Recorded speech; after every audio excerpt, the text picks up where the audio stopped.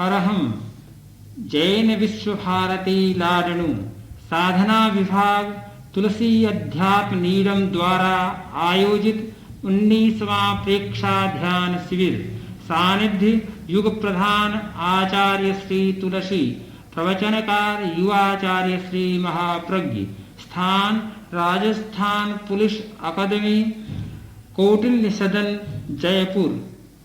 विषय प्राण ऊर्जा का संवर्धन। दिनांक 3 अप्रैल 1981 मध्याह्न 3 बजे।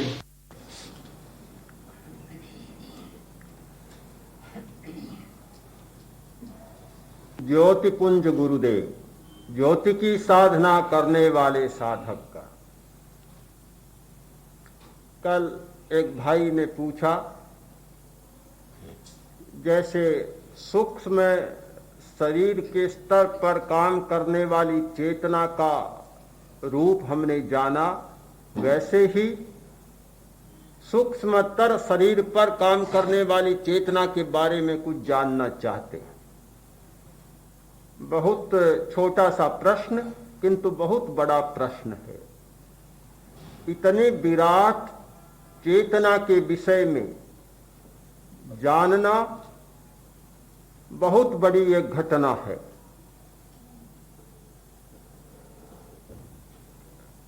प्रत्येक बड़े काम के लिए बड़ी ऊर्जा की जरूरत होती है। छोटे मोटे काम छोटी मोटी शक्ति से संपन्न किए जा सकते हैं, किंतु बहुत बड़ा काम करने के लिए बहुत बड़ी ऊर्जा का संग्रह चाहिए, बहुत बड़ा भंडार चाहिए। ध्यान का प्रयोग एक ऊर्जा के संवर्धन का प्रयोग है। हमारी शक्ति कम नहीं है, शारीरिक शक्ति बहुत है, विलक्षण शक्ति है। एक व्यक्ति अपनी शारीरिक शक्ति का विकास इतना कर सकता है, छाती पर से हाथी भी निकल सकता है। हाथ खड़ा कर दिया, 10 आदमी लग जाए, 50 आदमी लग जाए, हाथ टस से मस नहीं हो सकता। बहुत छोटी बात है। वासुदेव की शक्ति का वर्णन आता है, चक्रवर्ती की शक्ति का वर्णन आता है। अद्भुत है शरीर की शक्ति। एक वासुदेव खड़ा हो जाए, दुनिया भर की वाहिनियां, चाहे गज सेना, अश्व सेना, रथ सेना, पदाति सेना, सारी सेनाएं और सारी शक्तियां एक रस्सा बांध दे वासुदेव के पैर पर और उस रस्से को खींचने लग जाए, तो भी वासुदेव का पैर 1 इंच भर भी नहीं हिल सकता। तीर्थंकर की अमाप्य शक्ति होती है। इंद्र भी आ जाए तो तीर्थंकर की शक्ति को विचलित नहीं कर सकता। बहुत बड़ी है हमारी शरीर की शक्ति। हम अपनी शक्ति का 1 करोड़वां अरबवां भाग, असंख्यातवां भाग भी काम में नहीं ले रहे। शरीर से बहुत बड़ी शक्ति है हमारे मन की। जहां सारी शरीर की शक्तियों की सीमा समाप्त हो जाती है, वहां से मन की शक्ति का प्रारंभ होता है। बहुत बड़ी शक्ति है। मन की शक्ति का भी एक छोटा सा कण भी हमारे उपयोग में नहीं आ रहा है। उससे आगे है आत्मा की शक्ति, चेतना की शक्ति। उससे भी बहुत बड़ी शक्ति है। इतनी विशाल शक्ति कि जिसके सहारे, जिसके इंगित पर सारी मन की और शरीर की शक्तियां काम करती हैं। इतनी अनंत शक्ति कि दुनिया की हर घटना को सहन करने में उसे कोई भी कष्ट का अनुभव नहीं होता। शारीरिक शक्ति, मानसिक शक्ति और आध्यात्मिक शक्ति या आत्मिक शक्ति, हमारी शक्तियां तो बहुत है, किंतु हमें अपने शक्ति के स्रोतों का पता नहीं है। ऊर्जा के स्रोत हमें ज्ञात नहीं है। हम अपने अज्ञान के कारण अपनी शक्तियों का उपयोग नहीं कर पा रहे हैं। ध्यान की पूरी प्रक्रिया ऊर्जा के स्रोतों को पता लगाने की प्रक्रिया है। ध्यान की पूरी प्रक्रिया उन स्रोतों से लाभ उठाने की प्रक्रिया है, कुछ पाने की प्रक्रिया है। जैसे जैसे हमारी शक्ति का संवर्धन होता है, बड़े काम करने में हमें सहजता का अनुभव होता है, कोई कठिनाई नहीं होती। मैं देखता हूं आज तक दुनिया में जितने लोगों ने बड़े काम किए हैं, वे सारे के सारे काम ऊर्जा के विकास के स्तर पर किए गए हैं। चाहे कोई धर्म का व्यक्ति हो और चाहे कोई साहित्य का व्यक्ति हो, चाहे किसी भी क्षेत्र का व्यक्ति हो, ऊर्जा विकास के बिना बड़ा काम नहीं किया जा सकता। और सबसे बड़ा काम होता है इस दुनिया में अभय। जिस व्यक्ति में अभय का विकास हो गया, उससे बड़ा दुनिया में कोई काम नहीं हो सकता। आप स्वयं अनुभव करते हैं कि बड़े से बड़ा काम करने वाला आदमी भयभीत हो जाता है। एक सेनापति जो सारे संसार पर विजय करने की आकांक्षा रखता है और प्रयत्न करता है, किंतु स्वयं मौत के भय से घिरा हुआ। जितनी सुरक्षा एक सेनापति की होती है, जितनी सुरक्षा एक राजा और सम्राट की होती है, उतनी किसी की नहीं होती। बहुत सुरक्षा होती है, क्योंकि इतना बेचारा डरा हुआ है कि कहीं कोई मार न डाले। मरने का भय हर व्यक्ति में समाया हुआ है, बड़े से बड़े व्यक्ति में समाया हुआ है।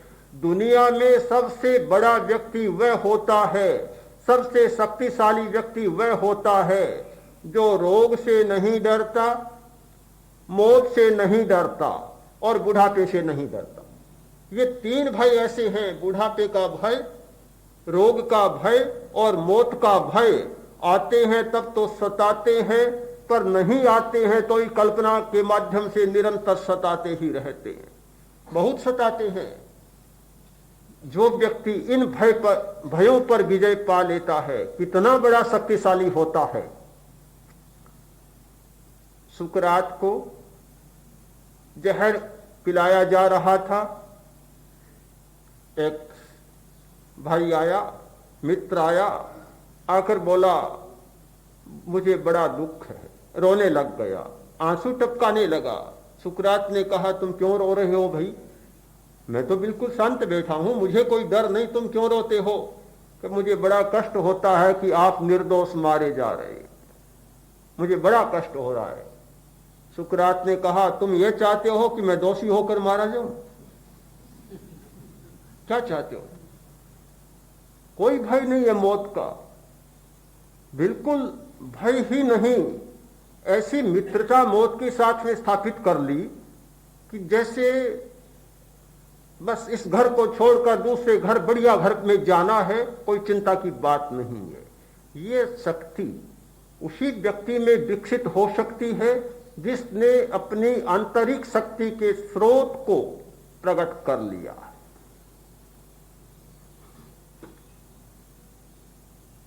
रविंद्रनाथ के बारे में कहा जाता है, एक घटना है, पत्र लिख रहे थे, एक व्यक्ति आया मारने के लिए, हाथ में छुरा, आकर खड़ा हो गया। उन्होंने देखा कोई व्यक्ति आया है, देख लिया, अपना काम करते रहे। उसने कहा क्या करते हो? मैं मारना चाहता हूं। उन्होंने कहा कि जरा ठहरो, कुछ ठहर जाओ, बहुत जरूरी काम है और थोड़ा काम निपटा लेता हूं, मुझे जरूरी पत्र लिखने हैं, मैं अपना पत्र लिख लूं, काम पूरा कर दूं, तुम मार डाल। वह पीछे खड़ा है छुरा लिए, और रविंद्रनाथ अपना सारा काम करते चले जा रहे हैं। बिल्कुल निश्चल भाव से, कोई विचलन नहीं है। व्यक्ति दंग रह गया। उसने सोचा यह भी कोई आदमी है, किसे मारूं? जो जीना जानता है उसे मारने से कोई लाभ नहीं। आकर पैरों में गिर गया और छुरा हाथ से नीचे गिर गया। ये अभय उस व्यक्ति में विकसित होता है जिसने आंतरिक शक्ति के स्रोत को पकड़ लिया है। जयाचार्य ने लिखा है, आचार्य भिक्षु अपने पथ पर चले तो उन्होंने इस संकल्प के साथ अपनी यात्रा प्रारंभ की कि मरण धार शुद्ध मग लहो। उन्होंने पहले यह सोच लिया कि मरना है, मरने के भय को मन से निकाल दिया, मरने के संकल्प को स्वीकार कर चले, कोई भय नहीं रहा। इतने भय के प्रसंग आए, परिस्थितियां आई कि खाने की भी सुविधा नहीं थी। बहुत बार खाने को भी पूरा नहीं मिलता था। जयाचार्य का एक दूसरा पद है कि 5 बरस लग पेख अन्न पिण पूरो ना मिलो, बहुल पणे संपेख घी चौपड़ तो जाही रहो। आचार्य भिक्षु को 5 बरस तक तो पूरी रोटियां खाने को नहीं मिली। कोई बात करे भी घी कहां था? घी की तो बात ही छोड़ो, रोटी भी पूरी नहीं मिलती तो घी की कहां बात। किसी ने आचार्य भिक्षु से पूछा कि कभी आपको घी मिलता है, कभी गुड़ मिलता है, चीनी मिलती है? आचार्यवर ने कहा कि पाली के बाजार में बिकता हुआ तो देखता हूं।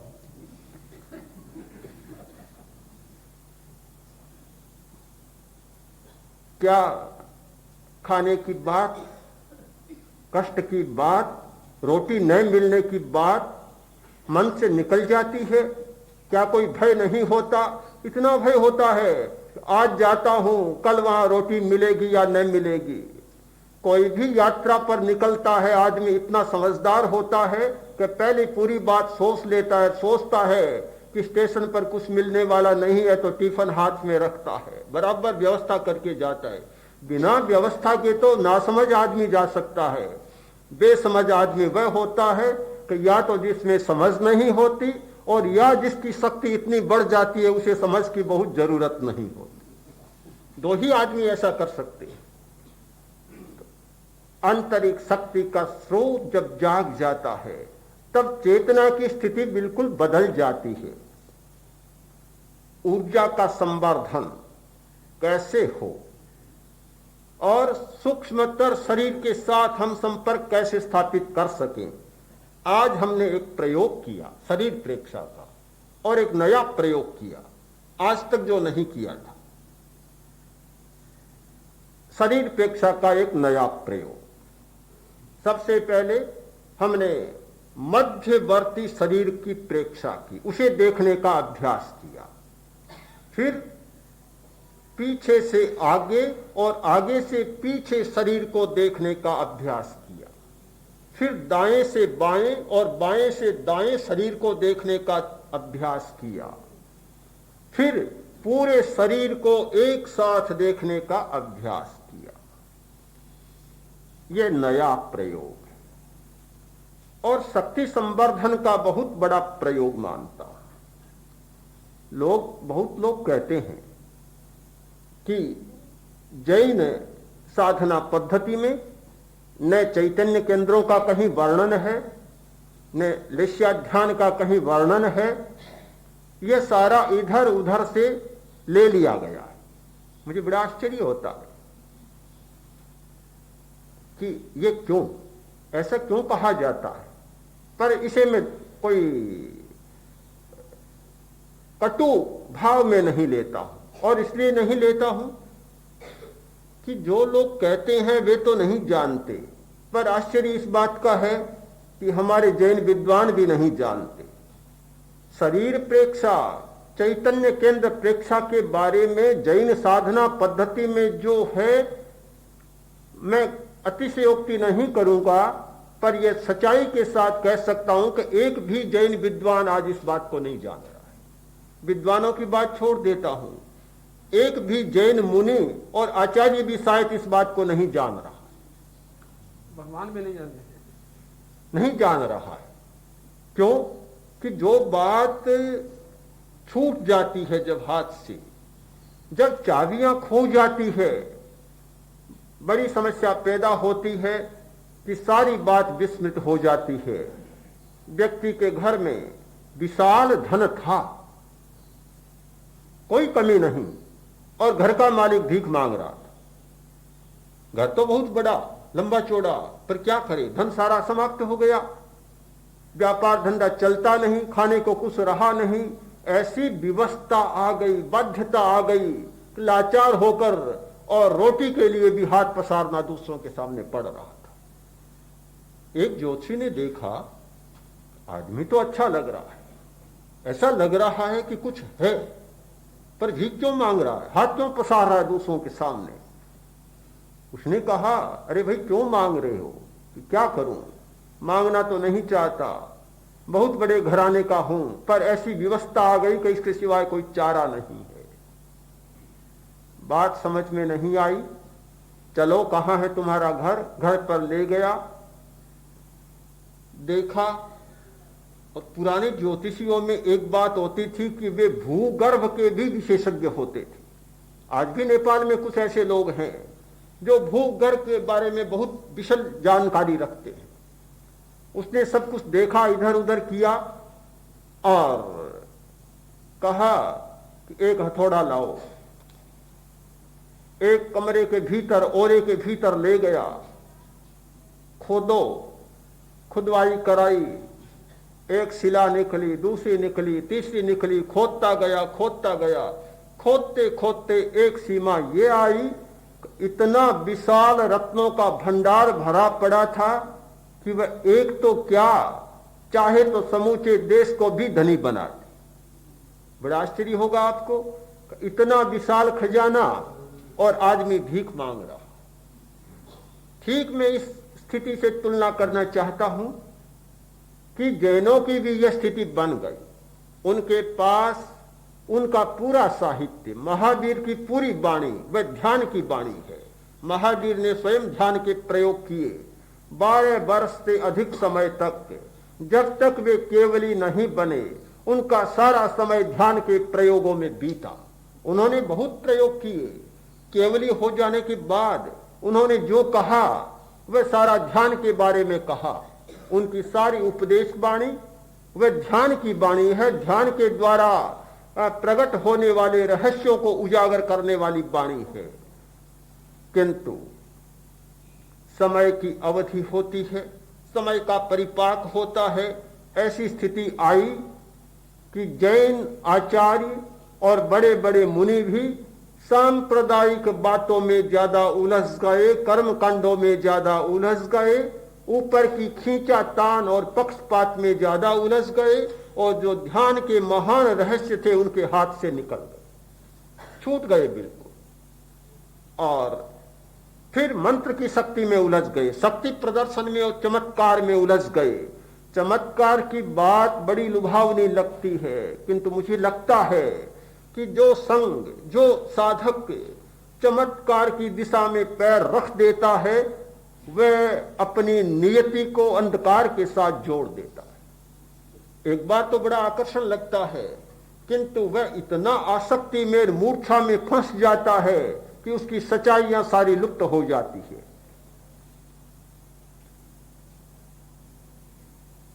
मुझे कहने में कोई संकोच नहीं होता,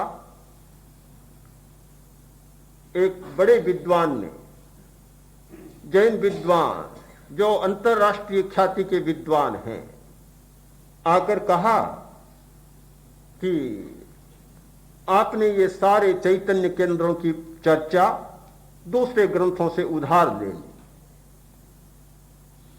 मैंने कहा ठीक है, आप कह सकते हैं और मैं अन्यथा भी नहीं स्वीकार करूंगा, क्योंकि आपको जो ज्ञात ही नहीं है, आप यही जानते हैं कि चक्रों का वर्णन हठ योग में है, तंत्र शास्त्र में 6 चक्रों का या 9 चक्रों का वर्णन है, वहां से हमने ले लिया और जैनों में इसकी कोई चर्चा नहीं। यही तो आप कहना चाहते हैं? कि हाँ, यही कहना चाहता हूं। तो बिल्कुल ठीक है आपका कहना, पर मैं इसे स्वीकार नहीं करूंगा। उन्होंने कहा कि आप बतलाएं। मैंने कहा बतलाऊंगा भी नहीं। जैन साहित्य में कहाँ है अभी आपको बिल्कुल नहीं बतलाऊंगा, समय आने पर ही मैं बताऊंगा, अभी नहीं बताऊंगा। किंतु मैं आपको विश्वास के साथ कह सकता हूं कि चैतन्य केंद्रों के बारे में जितनी लंबी चर्चा जैन साहित्य में है उतनी शायद हठ योग और तंत्र शास्त्र में भी नहीं। बहुत बड़ा एक विवाद का विषय है। ये कैसे? मैंने कहा ये ऐसे हो रहा है कि हमारे पैरों के नीचे तो ये वसुंधरा है, रत्नों का भंडार छिपा पड़ा है, सोने का भंडार छिपा पड़ा है, किंतु हमारी दृष्टि नहीं कि उस भंडार को हम देख सके। आज का प्रयोग उस सारी चर्चा के संदर्भ में मैं एक उदाहरण के रूप में प्रस्तुत करना चाहता हूं। आपको पता चलेगा कि हमारी प्रेक्षा ध्यान की खोज का आधार क्या रहा है और हमने उस तत्व को कैसे खोजा है। अवधिक ज्ञान जो कर्म शरीर या सूक्ष्मतर शरीर के स्तर पर होने वाली एक घटना है, अतीन्द्रिय ज्ञान। अतीन्द्रिय ज्ञान में अवधिक ज्ञान, मनःपर्यव ज्ञान और केवल ज्ञान, ये तीन ज्ञान होते हैं। सबसे पहला है अवधिक ज्ञान, जो सूक्ष्मतर शरीर की चेतना के स्तर पर होता है। अवधिक ज्ञान जिस व्यक्ति को होता है उसे देखने के लिए आंख के उपयोग की जरूरत नहीं, कान के उपयोग की जरूरत नहीं। वह इंद्रियों से परे अतीन्द्रिय चेतना के विकास के द्वारा दुनिया के किसी भी अंचल में होने वाली घटना को जान सकता है, देख सकता है, साक्षात्कार कर सकता है। वह चेतना हमारी शरीर के भीतर है। किंतु जैसे दिया रखा और ऊपर ढक्कन दे दिया, दिए का प्रकाश ढक्कन के भीतर ही रह जाएगा, और यदि ढक्कन जालीदार है तो दिए का प्रकाश जालियों में से छनकर बाहर भी चला जाएगा। हमारे इस शरीर के भीतर, स्थूल शरीर के भीतर एक सूक्ष्म शरीर, उस सूक्ष्म शरीर के भीतर एक सूक्ष्मतर शरीर, और उस सूक्ष्मतर शरीर के भीतर है चेतना। वह चेतना बाहर नहीं आती तब तक जब तक कि यह ढक्कन रहता है। इस ढक्कन को यदि हम जालीदार बना सके तो वह चेतना बाहर आ सकती है। यह ध्यान की प्रक्रिया दाएं बाएं, आगे पीछे, मध्य और पूरे शरीर को देखने की प्रक्रिया है। इस शरीर को विद्युत चुंबकीय क्षेत्र बनाने की प्रक्रिया है। यदि हम अपने शरीर को विद्युत चुंबकीय क्षेत्र बना सकें, इलेक्ट्रोमैग्नेटिक फील्ड बना सकें, तो वह जो भीतर में प्रकाश है वह छन छन कर बाहर आ सकता है। जब तक ऐसा नहीं किया जाता तब तक भीतर ही भीतर चेतना रह जाएगी, बाहर नहीं आ सकती। ये देखने की जो प्रक्रिया है वह शरीर को विद्युत चुंबकीय क्षेत्र बनाने की प्रक्रिया है। हम आगे से देखते हैं, आगे का हिस्सा विद्युत चुंबकीय बन जाता है, पीछे से देखते हैं तो पीछे का बन जाता है, दाएं बाएं देखते हैं तो दाएं बाएं बन जाता है, और मध्य में देखते हैं तो मध्य का बन जाता है, और पूरे शरीर को देखते हैं तो पूरा शरीर विद्युत चुंबकीय बन जाता है। इसी आधार पर अवधिक ज्ञान को इन भागों में बांटा गया। अवधिक ज्ञान दो प्रकार का होता है, अंतगयम, मध्यगयम। एक मध्यगत अवधिक ज्ञान और एक अंतगत अवधिक ज्ञान। जब मध्य शरीर चुंबकीय क्षेत्र बनता है तो वह चेतना मध्य शरीर में से बाहर निकलने लग जाती है। जब अंतगत यानी छोर का हमारा हिस्सा चुंबकीय क्षेत्र बनता है तो चेतना की सूक्ष्म रश्मियां उससे बाहर निकलने लग जाती। अंतगत अवधिक ज्ञान के प्रकार होते हैं, आगे से होने वाला अवधिक ज्ञान, पीछे से होने वाला अवधिक ज्ञान, दाएं भाग से होने वाला अवधि ज्ञान और बाएं भाग से होने वाला अवधि ज्ञान। क्या चैतन्य केंद्रों के बिना ये सारी प्रक्रिया समझी जा सकती है? हमारा पूरा शरीर चैतन्य केंद्रों का शरीर है, चारों ओर चैतन्य केंद्र हैं। यदि हम मध्यवर्ती चैतन्य केंद्रों को विकसित करते हैं तो मध्य का ज्ञान होता है, आगे पीछे की करते हैं तो आगे पीछे का ज्ञान होता है, दाएं बाएं चैतन्य केंद्रों को विकसित करते हैं तो दाएं बाएं चैतन्य केंद्रों का विकास होता है। मेरे मन में एक संदेह था कि आगे पीछे मध्य के चैतन्य केंद्र तो हमारी पकड़ में आ गए, पर दाएं बाएं ये चैतन्य केंद्र नहीं समझे जा रहे थे। यहां से कैसी अवधि ज्ञान की किरणें बाहर निकलेगी, ये बात समझ में नहीं आ रही थी। हम इस खोज में थे, और बातें तो खोज ली गई, किंतु यह बात नहीं मिली थी। किंतु खोज होती है तो समाधान मिल जाता, प्रश्न होता है तो उत्तर जरूर मिलता है। ऐसा समाधान मिला। एक अमेरिकन भाई अभी आया प्रेक्षा ध्यान की साधना के लिए, सूफी संप्रदाय को मानने वाला, जो पहले ईसाई था बाद में मुसलमान बना, और सूफियों के मत की उसने बहुत बड़ी साधना की, बहुत खोजा और इतना घूमता रहा, न जाने कितना कब्रों के पास उसने समय बिताया, कितनी उसने खोजों की, और बड़ा कष्ट सहिष्णु आदमी। आचार्यवर थे मोमासर में, जहां रेल नहीं, डूंगरगढ़ से चला, बसों में भटकता भटकता आखिर मोमासर में पहुंच गए। आकर खड़ा हुआ, पूछा कैसे आए हो? लुधियाना से आया हूं। कैसे? कि धर्मपाल ओसवाल ने मुझे भेजा है प्रेक्षा ध्यान की साधना के लिए। बड़ा आश्चर्य हुआ, कैसे पहुंच गए? कि पूछता पाछता पहुंच गया। बहुत अच्छी बात है, क्या करना चाहते हो? कि प्रेक्षा ध्यान का अभ्यास करना चाहता हूं।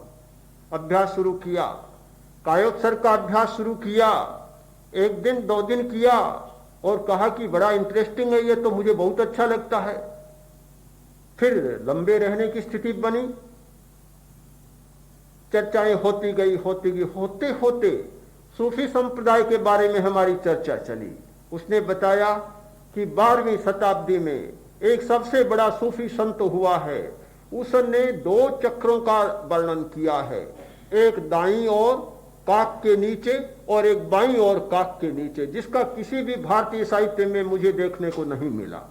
उसने कहा कि 2 बड़े महत्वपूर्ण चक्र होते हैं, और उसका बल था कि सबसे ज्यादा ध्यान इन्हीं केंद्रों पर करना चाहिए। मैंने कहा तुमने तो हमारे मन का एक कांटा निकाल दिया। एक मन की बड़ी जिज्ञासा थी, मन में एक बड़ा प्रश्न था कि ये दाएं बाएं अवधि ज्ञान कैसे हो सकता है, अतीन्द्रिय ज्ञान कैसे हो सकता है। अब बात समझ में आ गई कि दाएं बाएं दोनों ओर 2 चैतन्य केंद्र हैं। इन पर विशेष ध्यान करने से जब ये जागृत हो जाते हैं तो चेतना की रश्मियां इन मार्गों से भी बाहर निकलने लग जाती है। बहुत बड़ा समाधान हो गया। यहाँ से दिखता है उसको, हाँ, और यहाँ से देखो और यहाँ से देखो, बस यहाँ से आंख से देखने की जरूरत नहीं, बस सीधा यहाँ से ज्ञान होता है, यहाँ से ज्ञान होता है। कंधों के बारे में हमारी जानकारी हो गई कि कंधों का कितना महत्व है। मैं तो पूरे शरीर को शरीर की दृष्टि से, हार्ड मांस की दृष्टि से नहीं देखता। हर जगह यही खोज रहती है कि चैतन्य केंद्र कहाँ है, कहाँ है चैतन्य केंद्र। दृष्टि अपनी अपनी होती है। एक ही शरीर को लोग अनेक दृष्टियों से देखते हैं, अनेक दृष्टियों से। डॉक्टर की एक दृष्टि होती है, कामुक आदमी की एक दृष्टि होती है, मारने वाले की एक दृष्टि होती है, बचाने वाले की एक दृष्टि होती है, और शरीर के भीतर छिपे हुए रहस्यों को खोजने वाले व्यक्ति की अपनी एक दृष्टि होती है। एक बड़ा समाधान हो गया। किस प्रकार हमने चैतन्य केंद्रों को शरीर में खोजा, उसका मात्र एक छोटा सा उदाहरण प्रस्तुत किया है। पूरी चर्चा तो अभी भी आपके सामने भी नहीं करूंगा, कभी समय आने पर ही इस बात की पूरी चर्चा होगी कि कैसे चैतन्य केंद्रों के बारे में सामग्री पड़ी है, पर वह हमारा आवरण अभी हट नहीं रहा।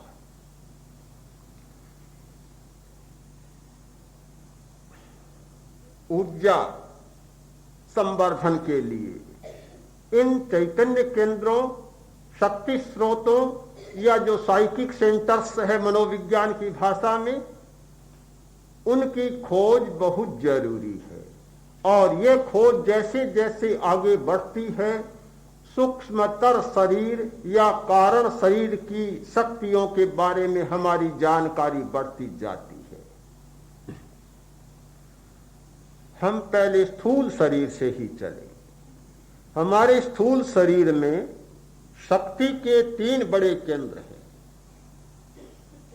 एक नीचे का भाग जिसे शक्ति केंद्र कहा जाता है, रीढ़ की हड्डी का निचला सिरा या गुदा का भाग, दूसरा नाभि का भाग और तीसरा कंठ का भाग। ये हमारे शरीर में 3 बड़े शक्ति के स्रोत हैं और इससे ऊपर है हमारी चेतना के स्रोत। कंठ तक शक्ति का स्रोत और कंठ के ऊपर हमारी चेतना के स्रोत। ये तीनों बहुत बड़े केंद्र हैं। नाभि का भाग बहुत बड़ा महत्वपूर्ण है, बहुत बड़ा खतरनाक भी है, बहुत बड़ा महत्वपूर्ण भी है। सारे खतरे हमारे नाभि के पास पैदा होते हैं। जिस व्यक्ति की चेतना नाभि के आसपास घूमती है, बहुत खतरों में फंस जाता है। सारा क्रोध, उत्तेजना, भय, वासना, बस सारा इस 5-6 अंगुल के क्षेत्र के चारों तरफ फैले हुए हैं। जो अपनी चेतना को नाभि के आसपास ही घुमाता है, वह व्यक्ति बहुत खतरों में फंस जाता है। किंतु यह नाभि का क्षेत्र बहुत महत्वपूर्ण भी है। कोई भी साधना करने वाला व्यक्ति जब तक नाभि के केंद्र को, इस प्राण शक्ति के केंद्र को, इस तेजस केंद्र को जागृत नहीं कर लेता, इसे नहीं समझ लेता, तब तक वह आगे नहीं बढ़ सकता। आगे बढ़ने के लिए शक्ति चाहिए। खुदाई करनी है, नीचे से चाहे पत्थर निकालना है, चाहे पन्ना निकालना है, चाहे हीरे निकालने हैं, चाहे सोना निकालना है, गहरी खुदाई करनी पड़ेगी। और खुदाई करने के लिए विस्फोटक पदार्थ चाहिए। जब तक विस्फोटक पदार्थ पास में नहीं होते हैं, खुदाई नहीं हो सकती। कुल्हाड़ी के बल पर कभी गहरी खदानों को नहीं खोदा जा सकता। फिर तो बड़े विस्फोटक पदार्थ चाहिए। तो यह नाभि का केंद्र बड़ा विस्फोटक पदार्थ है। साधक उसका उपयोग करता है विस्फोटक सामग्री के रूप में। यहां इतनी बड़ी शक्ति प्राप्त होती है कि जो व्यक्ति इस ऊर्जा को, इस शक्ति को नहीं समझता, वह बड़ा काम नहीं कर सकता और बड़ी चेतना की उपलब्धि नहीं कर सकता। तो चेतना की बड़ी उपलब्धि करने के लिए उसे तेजस केंद्र को जागृत करना जरूरी है। हम तेजस केंद्र पर ध्यान करते हैं इस बात की सावधानी के साथ कि यह खतरनाक काम है, फिर भी उस पर ध्यान करते हैं। 5-5 मिनट करते हैं और समय आने पर आधा घंटा भी किया जा सकता है। किंतु जहां खतरे होते हैं वहां सावधानी बरती जाती है। सावधानी बरतते हैं कि जहां खतरा है तो वहां सावधानी पहले से हो जाती है। तेजस केंद्र पर ध्यान करने वाला, नाभि पर ध्यान करने वाला खतरों से बच सकता है। एक उपाय समझ में आ जाए। कुछ लोग इस क्षेत्र में चलते हैं केवल पुस्तकों के सहारे, बहुत बड़ी कठिनाइयां उठा लेते हैं। एक व्यक्ति आया हमारे पास, आकर बोला कि मैंने योग की कुछ पुस्तकें पढ़ी और मैंने नाभि पर ध्यान केंद्रित करना शुरू कर दिया क्योंकि इसका बड़ा महत्व लिखा था। परिणाम यह हुआ कि मेरा गुस्सा बढ़ गया, वासना बढ़ गई, मैं तो और कठिनाइयों में फंस गया। चला था उनसे छुट्टी पाने के लिए और ज्यादा उलझ गया। मैंने कहा तुमने गलत काम किया, ऐसा नहीं करना चाहिए था। महत्व पढ़ा, पर जब तक पूरी बात को नहीं जान लो तब तक बात ठीक नहीं होती। पूरी बात जान लेनी चाहिए और पूरी बात जानने के बाद खतरे भी अपने आप कम हो जाते हैं। केवल नाभि पर ध्यान करेंगे खतरनाक काम होगा। नाभि पर ध्यान किया और दूसरा शक्ति केंद्र हमारा कंठ है, उस पर आप ध्यान कर ले, वे खतरे सारे टल जाएंगे, प्राण शक्ति का विकास हो जाएगा। पर यहां विकास के साथ साथ जो खतरा पैदा होता है, जो वासनाएं, जो भय, जो वृत्तियां पनपती हैं और एड्रीनल ग्लैंड से अधिक एड्रीनेलिन का स्राव होता है और वह वृत्तियों को उभारता है, उनका शमन करने के लिए विशुद्धि केंद्र पर कंठ पर ध्यान किया और वह दबाव उनका कम हो जाएगा और हमारी शक्ति का संवर्धन हो जाएगा। हमें नियमों को समझना भी बहुत जरूरी है। जब तक नियमों को नहीं जान लेते, जब तक शरीर के सारे रहस्यों को नहीं जान लेते, केवल एक बात को पकड़कर हम चल पड़ते हैं तो हमें कठिनाई पैदा होती है। प्राण का एक बहुत बड़ा केंद्र है यह नाभि, दूसरा केंद्र है गुदा का भाग, यानी रीढ़ की हड्डी का निचला सिरा, जहां स्पाइनल कॉर्ड पूरा होता है और उसके नीचे बहुत पतले पतले जैसे चमकीले चांदी के तार हों, ऐसे जालों का गुच्छा जाल बिछा हुआ है। बहुत बड़े शक्ति के स्रोत हैं वे, वहां बहुत बड़ी शक्ति है। और जो प्राण ऊर्जा नाभि के आसपास पैदा होती है, नाभि तो जनरेट करती है और उसका भंडार होता है हमारे शक्ति केंद्र में, वहां उनका भंडार होता है। तीसरा भंडार है हमारा ये विशुद्धि केंद्र, बहुत बड़ा शक्ति का स्रोत है। और आप जानते हैं, आज शरीर शास्त्र को पढ़ने वाला हर विद्यार्थी जानता है कि थायराइड ग्लैंड ठीक काम नहीं करती तो शरीर की सारी क्रियाएं गड़बड़ा जाती है। हमारा चयापचय ठीक नहीं होता, मेटाबॉलिज्म की क्रिया ठीक नहीं होती। कैटाबॉलिज्म और एनाबॉलिज्म, ये दोनों क्रियाएं, चयापचय की क्रिया, पुराने जो टिश्यू हैं, पुरानी जो सेल्स हैं, कोशिकाएं हैं, उनका मिटना और नई कोशिकाओं का निर्माण होना, ये सारा काम गड़बड़ा जाता है। जब ये गड़बड़ा जाता है तो शरीर की सारी स्थिति गड़बड़ा जाती है। थायराइड का ठीक काम नहीं होता, आदमी या तो नाटा बन जाता है या बड़ा भयंकर आदमी बन जाता है, फिर 8-10 फीट से भी ज्यादा आगे बढ़ने लग जाता है, सारी स्थितियां गड़बड़ा जाती है। तो ये एक बहुत बड़ा शक्ति का केंद्र है हमारा। इन तीनों शक्ति केंद्रों का विकास कर लेने पर, ऊर्जा का विकास हो जाने पर, फिर चेतना के विशिष्ट केंद्रों को जागृत करने की हमारी क्षमता बढ़ जाती है, हमारी मानसिक क्षमताएं भी बढ़ जाती है। उनके विकास के कुछ सूत्र हैं: उपवास, संकल्प शक्ति, आसन, प्राणायाम, ऊर्जा केंद्रों पर ध्यान। इनकी लंबी चर्चा अब नहीं कर पाऊंगा। उपवास की परंपरा भारतीय धर्मों में बहुत है, प्रत्येक धर्म के साथ उपवास की परंपरा जुड़ी हुई है, किंतु उपवास के बारे में हमारी जानकारी ठीक नहीं। उपवास को भी हमने तोड़कर स्वीकार किया।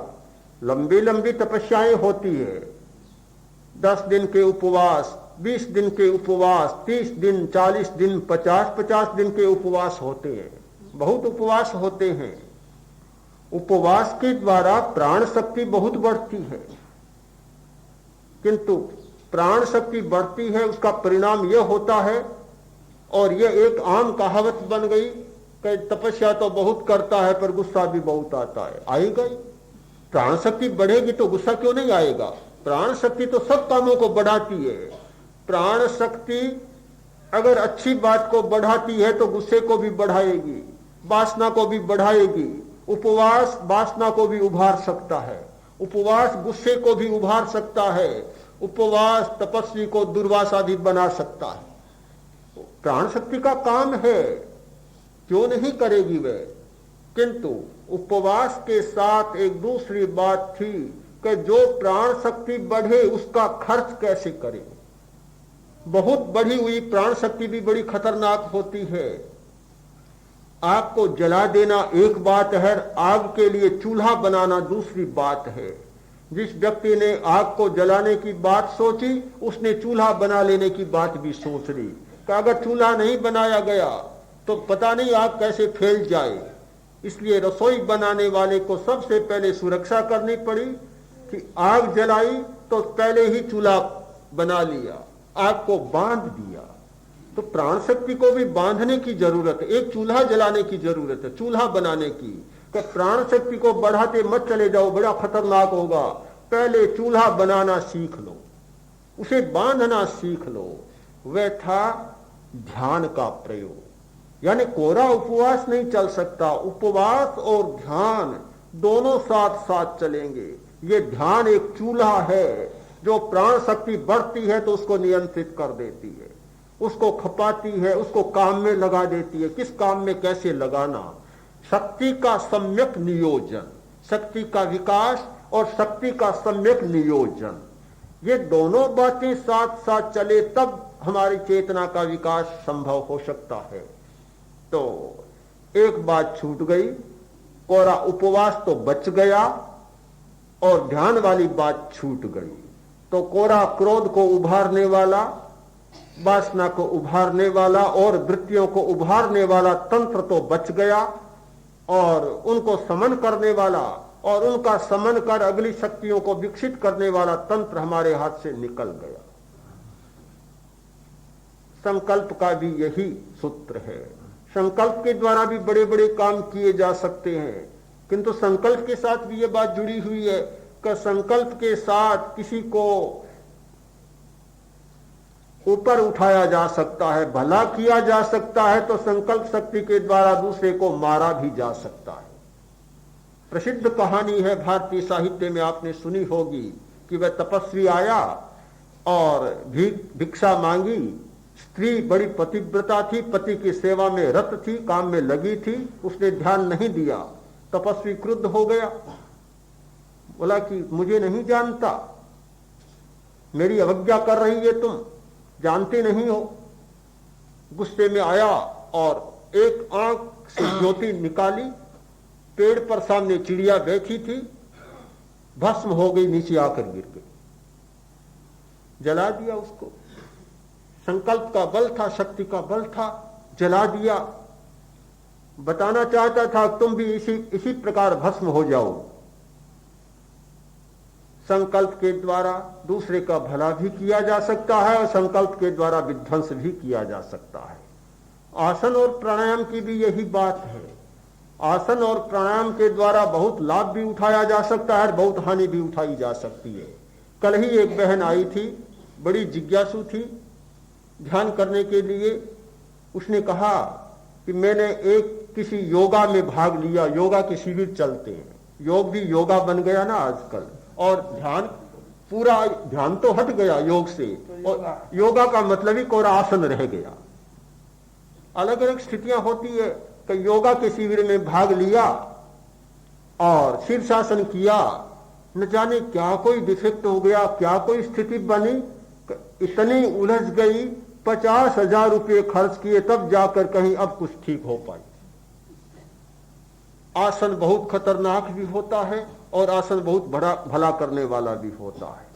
प्राणायाम की भी यही बात है, प्राणायाम तारने वाला भी होता है, मारने वाला भी होता है।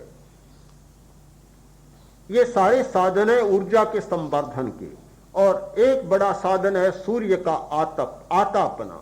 जैन लोगों में बहुत परंपरा रही है आतापना की।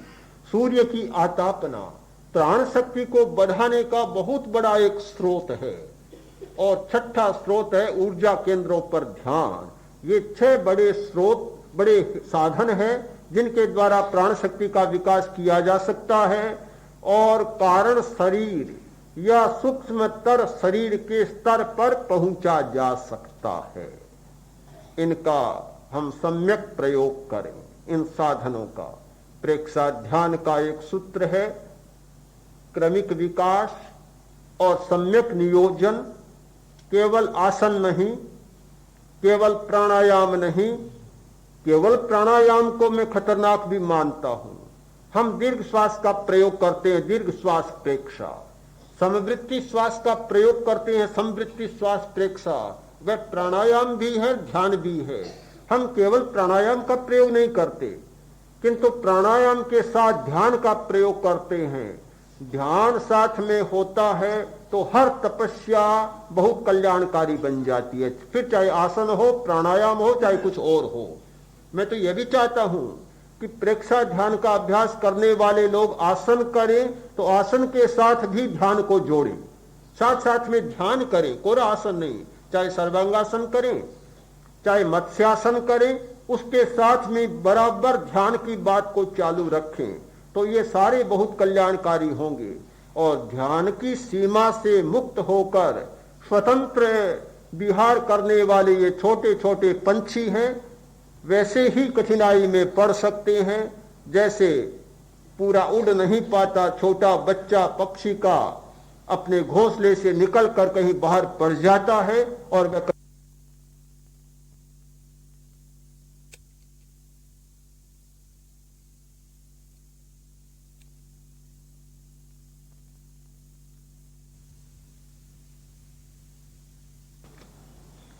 प्रश्न है कि प्राण शक्ति का विकास हो रहा है, इसकी क्या कसौटियां हो सकती, हम कैसे जाने कि प्राण शक्ति विकसित हो रही है। विकास की एक बात और नियोजन की दूसरी बात, और मैं मानता हूं दोनों बातें साथ साथ चलनी चाहिए। जब हम चेतना के स्तर पर सारी चर्चा कर रहे हैं तो हमारे सामने दो कसौटियां हैं, एक निर्मलता और एक निरावर।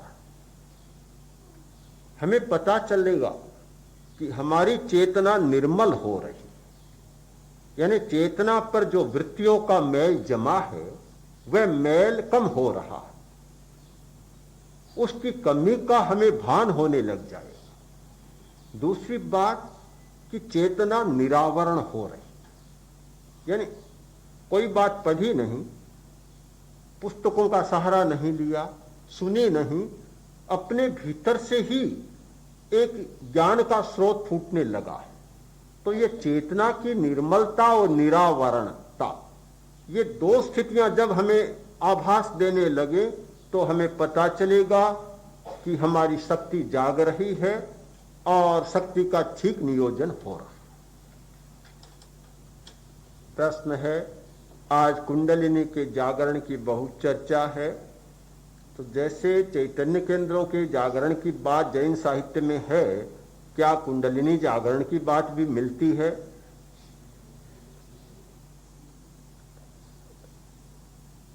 तेजस शरीर की पूरी प्रक्रिया कुंडलिनी की प्रक्रिया है, शब्दों का अंतर है। हठ योग में जिसे कुंडलिनी कहा गया उसे जैन साधना पद्धति में तेजस लब्धि, तेजो लब्धि, तेजस शक्ति कहा गया है। ये सारी तेजो शक्ति है। दोनों परंपराओं में कुछ बातें तो बहुत निकट मिल जाती है, शब्द भी मिल जाते हैं। जैसे कुंडलिनी के बारे में हठ योग में कहा जाता है कि सूर्य कोटि समप्रभा, सूर्य कोटि के समान उसकी प्रभा होती है। तो जैन साहित्य में मिलता है कि आदित्य व दूरदर्शन, जो तेजस शक्ति है वह सूर्य के प्रकाश की भांति दूरदर्श होती है, यानी सूर्य से भी ज्यादा उसका प्रकाश होता है। कुंडलिनी की दो अवस्थाएं बताई जाती है, सुप्तावस्था और जागृत अवस्था। तेजोलब्धि की दो अवस्थाएं होती है, संक्षिप्त व्यूल तेजलेस्य, एक संक्षिप्त अवस्था और एक उसकी विकसित अवस्था, हाँ विच्छिन्न अवस्था, और एक संक्षिप्त व्यूल तेजलेस्य। तो ये तेजस शक्ति कुंडलिनी ही शक्ति है, दोनों एक ही शक्ति है। कुंडलिनी ये उसकी संक्षिप्त अवस्था का एक रूपक है, एक प्रतीक है कि जैसे कुंडली मारा हुआ संक्षिप्त हो जाता है, सांप फैला हुआ होता है और वही कुंडली मारकर बैठता है तो सिकुड़ जाता है, छोटे में हो जाता है। वैसे ये हमारी शक्ति जब कुंडली मारे बैठी होती है तो संक्षिप्त हो जाती है। तो जैन परंपरा में संक्षिप्त शब्द के द्वारा उसकी सूचना दी और हठयोग में कुंडलिनी शब्द के द्वारा सूचना दे दी, किंतु तात्पर्य में कोई भेद नहीं लगता, दोनों में एक ही बात लगती। प्रश्न है कि ध्यान विहीन लंबी तपस्याएं खतरा पैदा करती है, तो क्या वैसी तपस्याओं पर कोई प्रतिबंध लगाया जा सकता है या उन्हें सुझाया जा सकता है कि वे खतरों से बच सके? मैं समझता हूं यह कार्य आचार्य वर्ग ने आज से 20 वर्ष पहले शुरू कर दिया। मुझे स्मरण है कि 13 पंथ द्विशताब्दी मनाई गई राजसमंद में, संवत 17 में, 17 ही था ना, 17 में। उस समय हमारी साध्वियों ने बहुत लंबी तपस्याएं की, 6-6 महीने की तपस्याएं की, 6 मास का उपवास और केवल आँच का पानी, यानी और कुछ नहीं खाना। एक साध्वी ने 12 महीने की तपस्या की, केवल आँच का पानी। आँच का मतलब होता है कि मेवाड़ में छाछ को गर्म करते हैं, उस पर जो पानी नितरता है, पानी आता है ऐसे हरे हरे रंग का सा, उससे कहते हैं आँच का पानी। वह पानी पीकर केवल 12 और पानी नहीं पीती, और पानी भी नहीं, केवल वही पानी, न कुछ खाना न कुछ पीना, केवल आँच के पानी के आधार पर 6 मास की कई साध्वियों ने तपस्या की और एक साध्वी ने 12 मास की तपस्या की। जब तपस्या प्रारंभ की तब आचार्य जी ने उनको बुलाकर कहा कि देखो तुम बड़ी तपस्या कर रही हो, पर मैं कोरी तपस्या को महत्व नहीं देता। तपस्या के साथ तुम जप और ध्यान को जोड़ो। उन्हें सारा बतलाया गया और वे प्रयोग कराए गए। तो मैं मानता हूं कि ये परंपरा तो चालू हो गई, आज कोई भी कहीं करता है तो ये बात सुझाई जाती है। बहुत अच्छी बात है कि हर व्यक्ति को ये बात समझ लेनी चाहिए और अपने आसपास वाले व्यक्ति को समझा देनी चाहिए कि कोरी अग्नि को बढ़ाकर अपने वासना या गुस्से को या क्रोध को उभारो मत। ये बात तो हर कोई कहता है कि इतनी तपस्या करती है पर गुस्सा बहुत है। तपस्या का गुस्से का तो कोई संबंध है, बिल्कुल संबंध है। क्योंकि जब तेज बढ़ेगा तो क्रोध को भी बड़ा संबल मिलता, आहार मिलता है ना, क्रोध को बड़ा आहार मिलता है, तो बात तो बढ़ेगी। तो ये बात सुझा देनी चाहिए कि भाई तुम प्राण शक्ति को बढ़ा रहे हो, तपस्या बहुत बड़ा एक उपयोगी साधन है, बहुत महत्वपूर्ण है, किंतु साथ में एक चूल्हा भी बना लो, एक सीमा बना लो जिससे लपटें आगे फैले नहीं और ठीक उनका नियोजन हो जाए। तो मैं समझता हूं कि तपस्या के क्षेत्र में भी एक यह क्रांतिकारी कदम हो। अब तो तपस्या के साथ जुड़ गई है चीज। हाँ हाँ, संपन्न। अब आचार्य प्रवर का आशीर्वचन से। तो भाइयों, शक्ति संवर्धन और शक्ति संगोपन, ये 2 बातें सदा से रही है। आज शक्ति संवर्धन के साथ साथ में चूल्हे शब्द का जो प्रयोग हुआ है उसका संगोपन है। प्राचीन काल में जहाँ कहीं भी शक्ति संवर्धन का आया है क्रम, वहाँ एक शब्द साथ जोड़ दिया, शक्ति का प्रयोग विवेक से करो, पूरा संगोपन करो, उसका संरक्षण करो। अगर कहीं भी तुमने शक्ति का प्रयोग किया तो कड़ा प्रायश्चित करना पड़ेगा। अगर प्रायश्चित नहीं किया तो काटा पीना सब कपास हो जाएगा, तुम्हारी सारी की सारी साधना समाप्त हो जाएगी, विराधना हो जाएगी, आराधना समाप्त, विराधना हो जाएगी और जीवन व्यर्थ हो जाएगा। यह भय नहीं, वस्तु स्थिति उनको बतलाई जाती थी। आगमों में जहां कहीं भी शक्ति का नाम आया है वहीं माई बिकुब्बई नो अमाई बिकुब्बई, इस शक्ति का प्रयोग कौन करेगा? माई करेगा। माई का मतलब कसाई, कसाई का मतलब प्रदर्शनकार, चमत्कारिक, जादू दिखाने की इच्छा रखने वाला, अपने आप को बहुत बड़ा साबित करने वाला, ऐसा व्यक्ति ही ऐसा काम करेगा। दूसरा कोई भी व्यक्ति अपनी शक्ति का प्रदर्शन करेगा नहीं। इंद्रजालिक, कौतुक, कौतूहलिक कुछ भी कहो, वही व्यक्ति ऐसा करेगा, दूसरा कोई कर नहीं सकेगा। शक्ति के प्रयोग में इतना नियंत्रण किया गया है जिसकी कोई सीमा नहीं।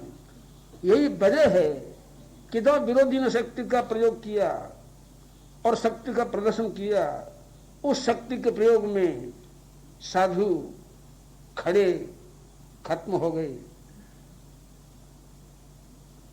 और उस शक्ति से सुरक्षा पाने के लिए अपार शक्ति दूसरी मौजूद थी। उन संतों की सुरक्षा के लिए भी शक्ति का प्रयोग नहीं किया गया। लगता तो ऐसा है कि दुर्बलता है, कमजोरी है।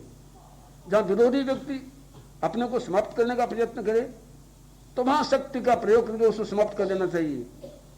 ऐसा नहीं किया गया। क्यों नहीं किया गया? इसका कारण यही मालूम पड़ता है, महावीर भगवान ने यह सोचा है कि अगर आज मैं इस शक्ति का प्रयोग करूंगा तो सदा के लिए प्रयोग खुला हो जाएगा, फिर कोई रुकेगा नहीं। और मैं इस शक्ति का प्रयोग नहीं करके ये एक चेतना, एक जागरण देता हूं कि वार, जिसको हम कहते हैं कि आक्रमण, हम कहते हैं भाई आक्रमण मत करो, प्रत्याक्रमण तो करना पड़ता है। महावीर ने कहा प्रत्याक्रमण करना भी पाप है। उस स्थिति में, जिस स्थिति में साधक पहुंच जाता है वहां प्रत्याक्रमण का कोई प्रश्न नहीं है। मरने का भय नहीं, बचने के लिए प्रत्याक्रमण नहीं। बहुत महान शक्ति की बात यह है। और शक्तियों का तो अंतरिक्ष सवाल है। शक्ति पैदा करने के लिए किसी प्रकार की तपस्या कहीं तपी नहीं गई, निषेध किया गया उसका। किंतु साधना के लिए शक्ति, साधना के लिए तपस्या का प्रयोग किया जाता, शक्ति सहज प्राप्त होती, मिल जाती। ऐसी सी शक्तियां, ऐसी तेजोलब्धि, कुंडलिनी में तो न जाने क्या पता नहीं है, उस तेजोलब्धि में इतनी शक्ति। एक व्यक्ति खड़ा खड़ा 16 प्रांतों को भस्म कर सकता है, करोड़ों व्यक्तियों को भस्म कर सकता है, इतनी शक्ति। खड़ा खड़ा श्राप दे के किसी को भस्म कर सकता है और आशीर्वाद दे के किसी को निहाल कर सकता है। जितना भस्म करे उतना ही निहाल कर सकता है। इन सभी शक्तियों का अर्जन जरूर हुआ, सहज उपार्जन हुआ, संवर्धन हुआ, तो संगोपन इतना हुआ जिसकी कोई सीमा नहीं। तो ये बात बहुत अपेक्षित है। और इसीलिए किया गया, कहा गया कि तुम तपस्या भी करो, आचरण भी करो, ध्यान भी करो और आतापना भी लो। किस लिए? केवल एकमात्र स्वशोधन के लिए, निर्जरण के लिए, विशोधन के लिए, अपने आप को पाने के लिए। नो ये लोग ठियाए, नो परलोक ठियाए, नो कित्य बन्न शब्द श्लोक ठियाए। लौकिक लाभ के लिए नहीं, पारलौकिक लाभ के लिए नहीं, यश के लिए नहीं, ख्याति के लिए नहीं, कीर्ति के लिए नहीं, प्रशंसा के लिए नहीं, केवल मात्र आत्मशोधन और आत्मशुद्धि के लिए। जो कम प्रयोग नहीं, बहुत बड़ी बात थी। चूल्हा ही पूरा चूल्हा है, सकी के पूरा संगोपन इसका है। इस तरह की जो बातें हैं उन बातों का ध्यान दिया जाए। आज तो आम एक प्रश्न आता है कि जहां बड़ा संघ है वहां कुछ चमत्कार ही होना चाहिए। चमत्कार नमस्कार है, अगर कहीं किसी में चमत्कार नहीं होता है तो आज की दुनिया बिना चमत्कार की मानती नहीं है। बात तो ठीक है, आकर्षण भी होता है और कभी कभी मन में भी आता है, स्पष्ट कहना चाहिए। फिर मन कहता है कि जहां कहीं भी ऐसा प्रयोग हुआ है, मैं आपको कहना चाहता हूं आज भी ऐसा प्रयोग किया जा सकता है। फिर मन में आता है जहां कहीं भी ऐसा प्रयोग हुआ है, तात्कालिक लाभ उसका हुआ है, तात्कालिक ख्याति हुई है, राज्य से भी मिला है, जनता से भी मिला है। बाद में परिणाम क्या हुआ है? पहलवान की गति हुई है। एक पहलवान कितना शक्तिशाली, कितना ताकतवर होता है, उसकी व्याख्या मैं क्या करूं, आप जानते हो। मोटर को रोक सकता है, हाथी को रोक सकता है, सीने पर से मोटर निकाल लेता है, लोग के किले को तोड़ देता है कंठमणि से। लोग का ज्यादा किला कंठमणि से तोड़ देता है, मोड़ देता है। किंतु कुछ ही वर्षों के बाद में उसकी स्थिति यह होती है, कांपने लगता है, जर्जरा होता है, जर्जरित तो हो जाता है, क्षीणता हो जाती है। उस दिन हमने देखा एक विशिष्ट व्यक्ति को कांप रहे थे। पूछा कंपन क्यों? ये तो पहलवान थे, ये प्रकंपन पहलवानी का है। आश्चर्य हुआ देख के। तो याद आया कि ये पहलवान की जो गति होती है वही चमत्कारियों की गति हो सकती है। क्षणिक कुछ भी हम समझ लें, जो कुछ समझ लें, तब तो उसमें नहीं होता है। इन सब दृष्टियों को ध्यान में रख के ही हमने यही सोचा है। हमारा भारत राष्ट्र भी कहता तो यही है कि हम कभी अणुबम को पैदा नहीं करेंगे। अणुशक्ति का विकास केवल निर्माण के लिए करेंगे, ध्वंस के लिए नहीं करेंगे। किंतु राजनीति में मेरा विश्वास नहीं है। वो कहती कुछ है, करती कुछ है। उनकी स्थिति अलग है, उनके लिए हम कुछ नहीं कहें, क्या करें क्या नहीं करें। किंतु जहां साधना और धर्म संघ की स्थिति है, मतलब मेरा तो विश्वास ये है कि वह आत्मशक्ति के सहारे चलना चाहिए।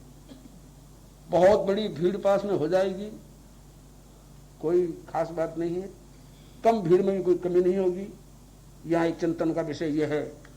तो वास्तव में हमें, हमारा काम यही है कि हम सबसे पहले इसी का अधिक प्रयोग करें कि व्यक्ति की ऊर्जा का संवर्धन कैसे हो और संगोपन कैसे हो।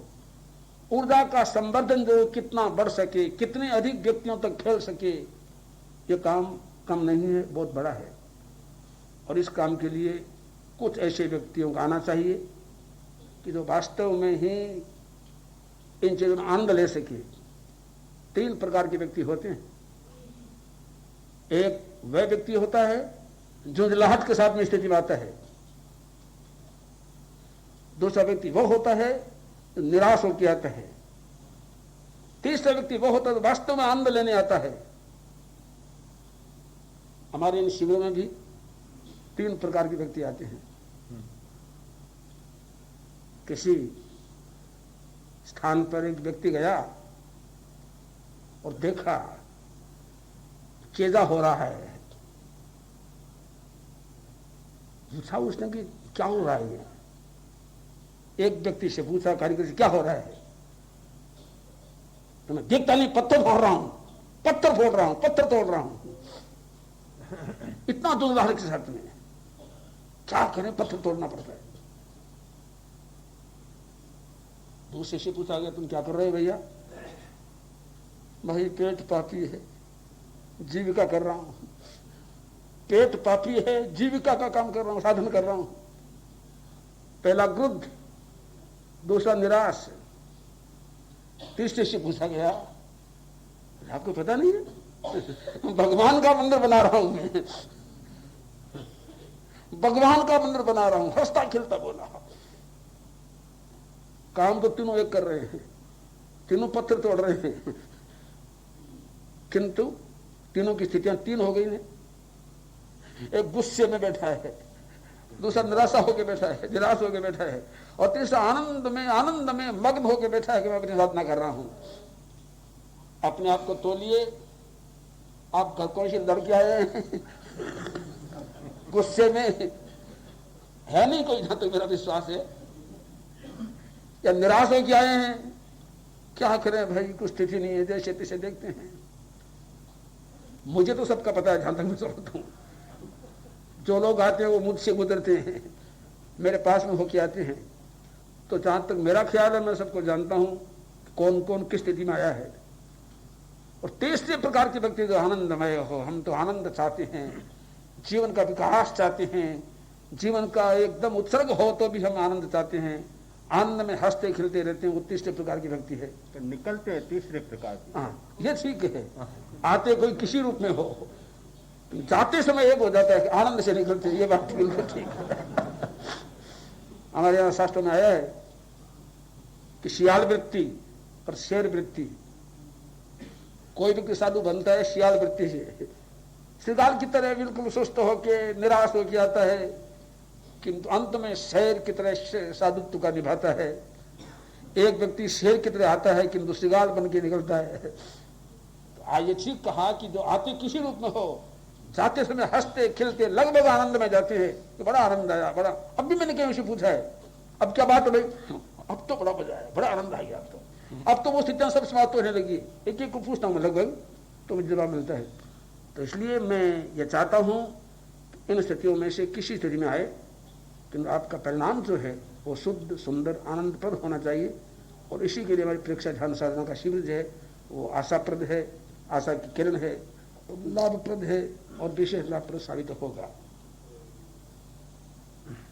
अरहंते शरणं भवज्जामि, सिद्धे शरणं भवज्जामि, साहु शरणं भवज्जामि, केवलिमं नतं शरणं भवज्जामि, अरहंते शरणं भवज्जामि, सिद्धे शरणं भवज्जामि, साहु शरणं भवज्जामि, केवलिमं नतं अरहंते शरणं भवज्जामि, सिद्धे शरणं भवज्जामि, साहु शरणं भवज्जामि, केवलिमं नतं धम्मं शरणं भवज्जामि।